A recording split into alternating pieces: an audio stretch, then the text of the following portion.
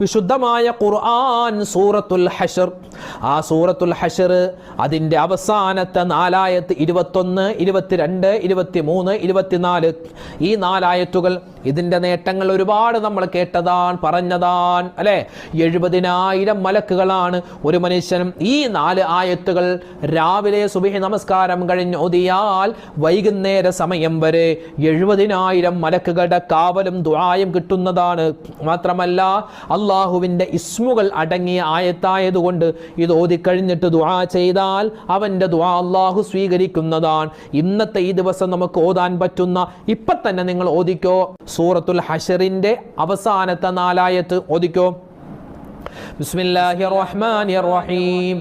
لو أنزلنا هذا القرآن على جبل لرأيته خاشعا متصدعا من خشية